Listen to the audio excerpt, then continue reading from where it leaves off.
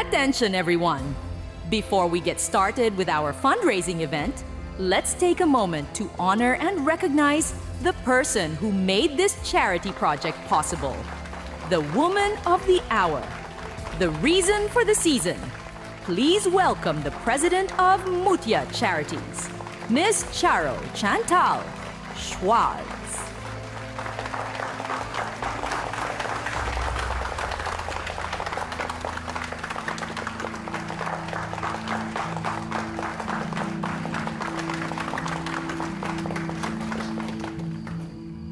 Thank you very much for coming.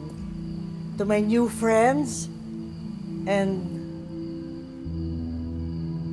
to the old ones. Welcome. Hindi niyo ho naitatanong, ang advocacy ko po ngayon sa aking buhay ay paglapitin at buuin ang mga pamilyang nagkakahiwalay dahil sa trahedya o sakuna, katulad na lang ni Aling Lena. Nahiwalay siya sa kanyang anak nung nagkaroon ng sunog sa kanilang community. Hanggang ngayon, hindi pa rin niya nahahanap ang anak niya. Kaya hinihikayat ko po kayo, hinihingi ko ang inyong tulong. Sana sama-sama nating hanapin ang kanyang anak.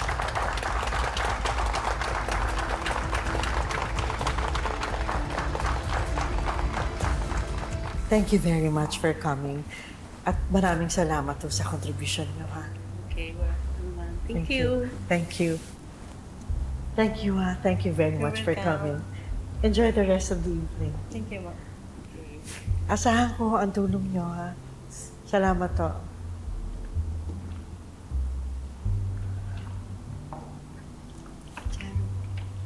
Nandiyan sila. Nakita mo naman, di ba?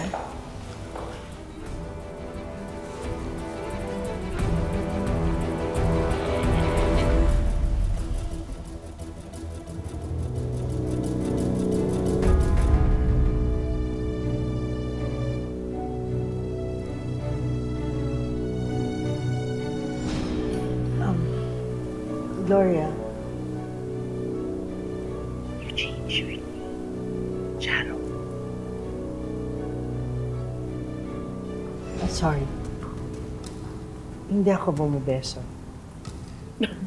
But you may kiss my hand if you like. Really? Anyway, maraming salamat sa pagpunta.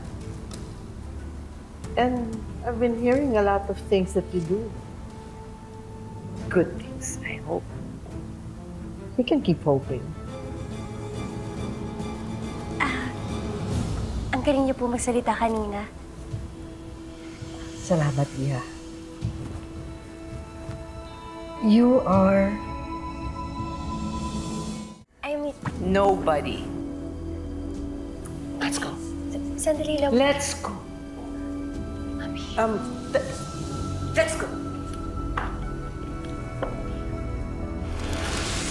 Beses na kita pinagsabihan, kapag nasa events tayo, you shut your mouth up. That's so uncouth. Yes po, Mami. Remember that. Ano na naman tong naririnig kong may sumisigaw? Oh, naku! Fiona, darling! Hello! Hi, Lola Ganda. Hi, my favorite. And how are you holding up after your mother's funeral? Ito, uhaw pa rin sa pera. Joke. Who knew Mom had a crippling gambling addiction? Tell me about it. Kaya ako nga, malapit ko na ilagay sa market itong bahay na to. Ang dami kong utang. Tagal namatay nung lalaki na yun sa taas. How's Lola Otto? Dying. Nala, nasa last stage ng prostate niya. Ewan ko ba dyan sa lalaking yan? Hanggang sa dulo, pinapasakit ang ulo ko.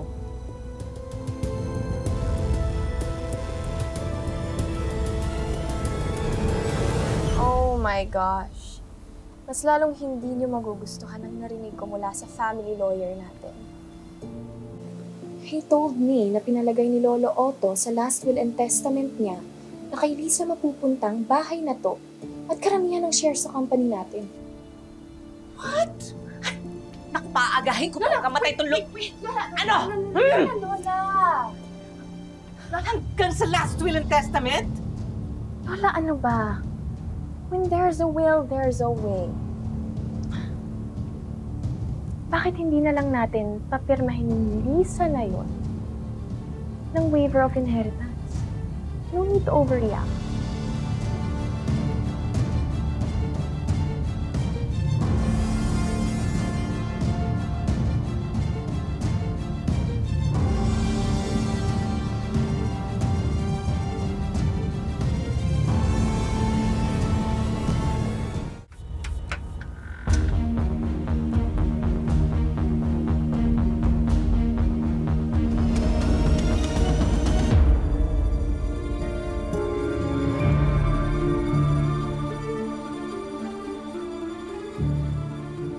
Dear Ma'am Chantal, ako po si Lisa Flores na isang adopted daughter ni Mrs. Gloria Flores.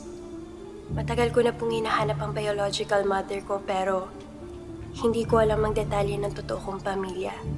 Pero naniniwala ako at nararamdaman ko na buhay pa siya. Kahit sinasabi ni Mami na patay na raw ang nanay ko. Sana matulungan niyo po ako, Miss Chantal. Gustong-gusto ko na po makilala ang totoo kong pamilya. Sino nagsabi pwede mong gamitin ang laptop ko, ha? How dare you? Lola Ganda! Lola Ganda! Lola, please, shut up! Lola Ganda! Tingnan mo, look what Lisa is doing! Lola Ganda! Tumahimik ka, ha? Anong ginagawa mo? Anong ginagawa mo sa laptop ko? Lola Ganda! Mami, please! Halika na! Mami, please! Mami, tawad! Mami! Kailan ka pa natutong kumuha ng gamit na hindi sa'yo? Suwail ka, ha? Tsaka lang. Mami, hindi po. Mami! Diyan ka lang. Mami! Mami! Mami! Mami! Mami! Palakasin niyo po ako dito, Mami! Mami, please! Palakasin niyo po ako dito! Mami! Mami, please! Gusto ko na naman po malaman kung sino yung totoo kong magulang kay Mami! Patay na nga. Maniwala ka sa akin. I'm your mother. Susan! Susan!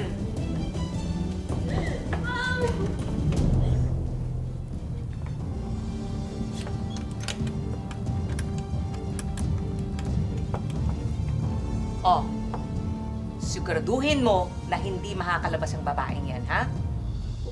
Kapag nangyari yon, ikukulong din kita kasama yung truhong yan.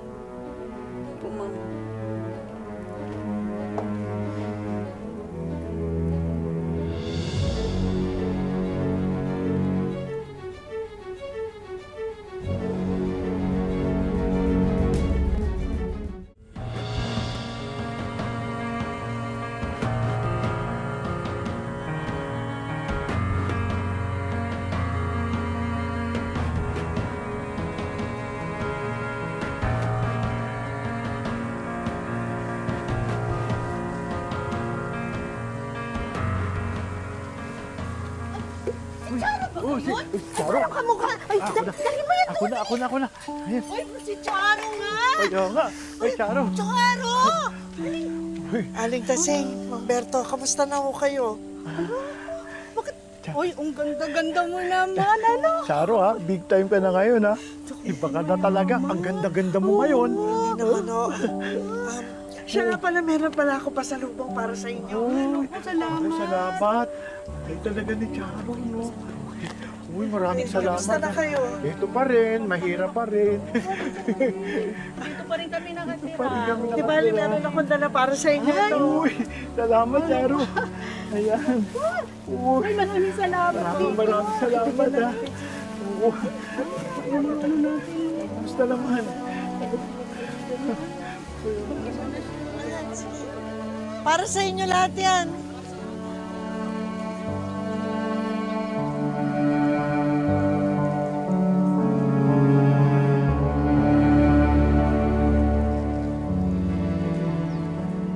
Kinamkam nila Gloria yung lupa pagkatapos matupok ng apoy yung mga bahay natin.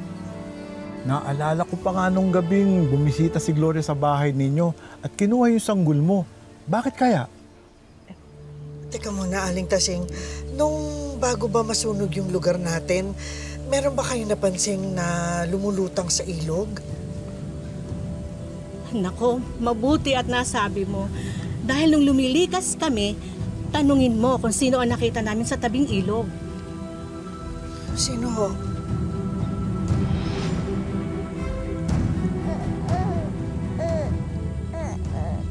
Si Gloria Flores. At hulaan mo kung ano ang karga-karga niya. Isang sanggol na basang-basa sa tubig.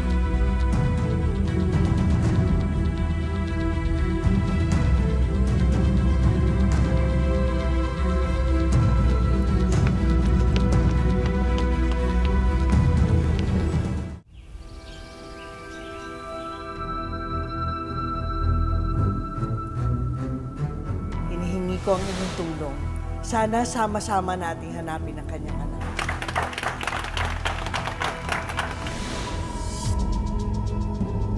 Kailangan kong tumakas dito. Kailangan kong puntahan si Ma'am Chantal. Sigurado akong matutulungan niya ako mahanap ang totoong pamilya ko.